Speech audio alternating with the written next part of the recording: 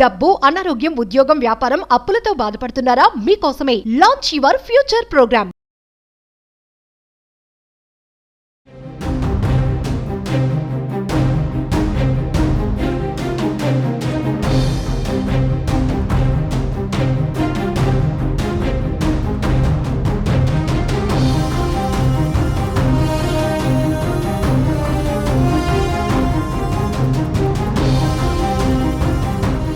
Hi hello నమస్తే welcome back to Suman TV. ప్రస్తుతం మనతో పాటు ఉన్నారు పబ్లిక్ స్పీకర్ రజనీ రమ గారు. నమస్తే మ్యామ్. నమస్తే నవీన.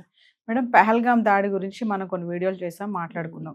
ఏదేమైనా యుద్ధం అయితే కొంచెం ఆగిపోయింది, ఇప్పుడు నెమ్మది ఇచ్చింది. కాకపోతే మళ్ళీ ఇప్పుడు ఒక న్యూ సెన్సేషనల్ అవుతుంది. జ్యోతి మల్హోత్రా ఒకప్పుడు యూట్యూబర్ గా ఒక ఊపిన ఆమె మరి పాకిస్తాన్ కి ఇన్ఫర్మేటివ్ గా మారిందని చెప్పేసి చాలా ఆర్టికల్స్ చూస్తున్నాం. అరెస్ట్ అయింది ప్రెసెంట్. ఒక్కసారి ఆమె గురించి మాట్లాడుకుంటే, జ్యోతి మల్హోత్రా అసలు ఎవరు, ఎక్కడి నుంచి వచ్చింది, ఆమె వివరాలు ఏంటి ఒకసారి మీతో. ఇప్పుడు ఇలాంటి కేసులు చూస్తున్నాం ఈ మధ్య. ఎవరిని మనం నమ్మాలా, ఎవరిని మంచి అనుకోవాలా అర్థం కాని పరిస్థితి అయిపోయింది. ఇప్పుడు ఈవిడ కూడా ఒక మంచి ఫెమిలియర్ యూట్యూబర్. ఈవిడ from Haryana. Travel with Jo అని పెట్టుకుంది, బాగుంది. ఇప్పుడు అమ్మాయిలు కూడా జర్నలిజం చేయటము, ఈ ట్రావెలర్స్గా వర్క్, ఈ యూట్యూబ్స్ వెళ్ళి రీల్స్ చేయడం అనేది ఒక ట్రెండ్ అయిపోయింది.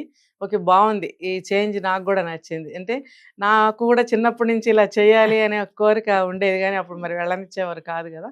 ఇప్పుడైతే అందరూ చక్కగా వెళ్తున్నారు, వాళ్ళు చేయాలనుకున్నది చేయగలుగుతున్నారు. సో బాగుంది. నేను ఇలాంటి వాటిని అప్రిషియేట్ చేస్తాను. అయితే నేను ఫాలో అవుతున్నాను 2 రోజుల నుంచి ఈ కేసు. ఈ అమ్మాయి సడన్గా కొత్త న్యూస్ మనకి అరెస్ట్ అయిందని అరే వండర్ అయ్యాం, ఏంటి ఎందుకు అని అంటే, ఈ అమ్మాయి పాకిస్తాన్కి ఇన్ఫార్మర్గా మారిందా, మార్చబడిందా, లేకపోతే ఇన్ఫార్మర్గా చేస్తుంది అని అలా ఏదో వాట్ ఎవర్ ఇట్ అలా బయటకు వచ్చింది. నేను చాలా ఆశ్చర్యపోయాను. ఇప్పుడు ఎంతోమంది యూట్యూబర్స్ ఎన్నో విషయాలు మనకు తెలియజేస్తూ ఉంటారు కదా. ఒక మంచి ఫుడ్ గురించి కానీ, ఆ కల్చర్స్ గురించి కానీ, అక్కడ దొరికే వస్తువులు కానీ, లేకపోతే లైఫ్ స్టైల్, రకరకాల అన్నీ వాళ్ళ ద్వారానే మనకి ఇంటర్నేషనల్ లెవెల్లో మనకి తెలుస్తూ ఉండే ఛాన్స్ అయితే ఉంది. చక్కగా మనం ఆ వీడియోస్ చూసి ఎంజాయ్ చేస్తూ ఉంటాం. మరి ఈ అమ్మాయి ఇలా ఎందుకు మారింది? ఇప్పుడు పాకిస్తాన్లో ఉన్నటువంటి ఐఎస్ఐ వాళ్ళతోటి ఎట్లా మరి ఫ్రెండ్షిప్ ఏర్పడిందా, పరిచయం ఏర్పడిందా అనాలా మనకు తెలియదు, మొత్తానికి ఏర్పడింది. అంటే ఈ అమ్మాయి యూట్యూబ్ పరంగా అక్కడికి కూడా వెళ్ళి అన్ని ప్లేస్లకి ట్రావెల్ చేస్తుంది కదా. చేసినప్పుడు అక్కడికి వెళ్ళినప్పుడు ఆ డానిష్ ఎవరో ఐఎస్ఐ ఏజెంట్ తోటి పరిచయం ఏర్పడిందని, మరి వాళ్ళిద్దరికీ ఒక రిలేషన్ ఏర్పడిందని, అది చాలా దూరం వెళ్ళిందని మనకి తెలుస్తున్నాయి వార్తలు. మనం చెప్పుకునే ఏం కాదు, అవన్నీ నేను చాలా వండర్ అయ్యాను.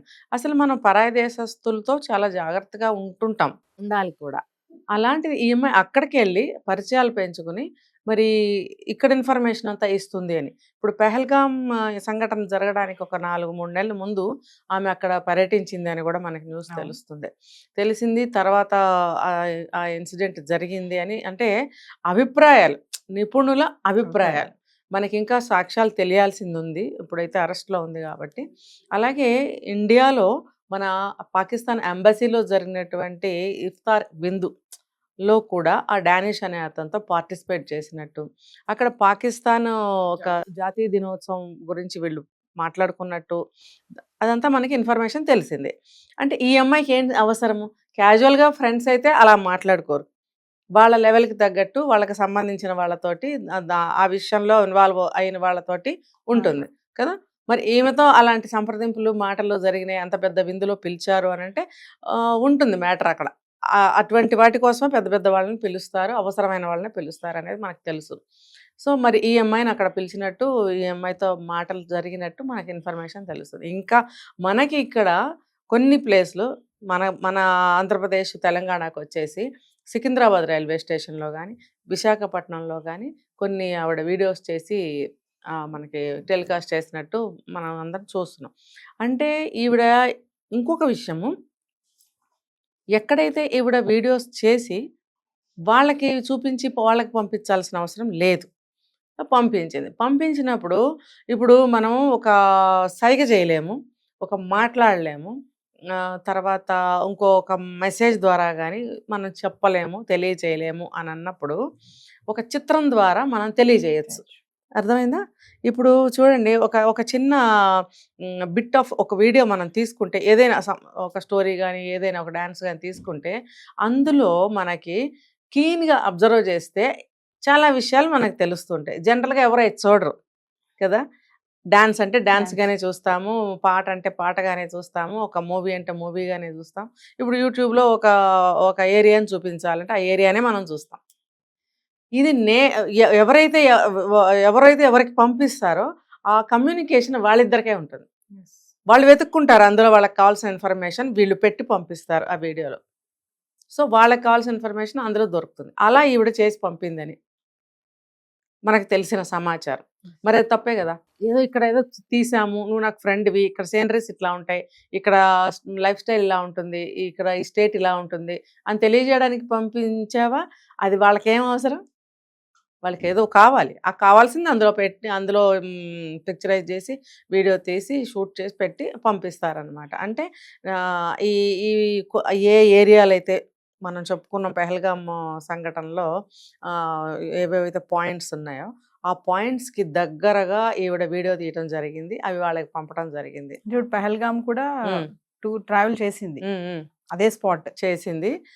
అంటే ఏ పాయింట్లయితే ఉన్నాయో ఆ పాయింట్లని చిత్రీకరించి పంపడం అనేది జరిగిందని చెప్తున్నారు.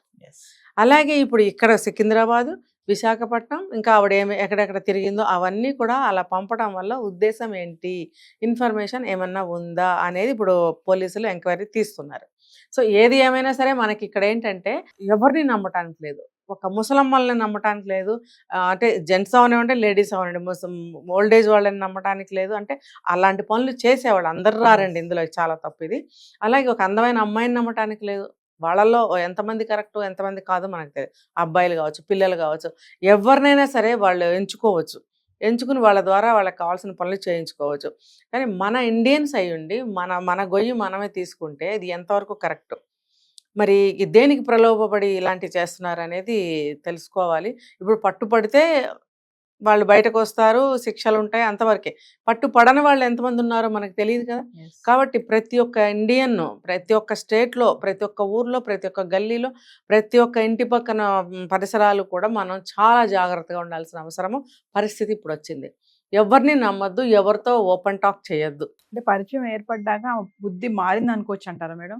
చెప్పలేము. వాళ్ళే వీళ్ళని అలాగా, అంటే కొన్ని టర్మ్స్ నేను వాడట్లేదు, వాళ్ళే వీళ్ళని చేయొచ్చు కదా. వాళ్ళే వీళ్ళని లాగి, వాళ్ళే వీళ్ళని నియమించి, వాళ్ళే వీళ్ళని ఇలా ప్రొవోక్ చేసి ఉండొచ్చు కదా. వీళ్ళు దేనికైనా భయపడో ఇంకోటికో లొంగిపోయి ఉండొచ్చు కదా. ఎందుకంటే వీళ్ళు ఒక యూట్యూబర్స్ ప్రపంచవ్యాప్తంగా తిరుగుతారు. వీళ్ళకి అన్నీ తెలిసే ఛాన్సెస్ ఉన్నాయని చెప్పి వాళ్ళు పట్టుకోవచ్చు కదా. అది కాబట్టి ఇలా ఉద్యోగాలు చేసేవాళ్ళు కూడా, యూట్యూబర్స్ కూడా మన దేశం కోసం మనం ఏదైనా చేయాలి అని ఆలోచించాలి.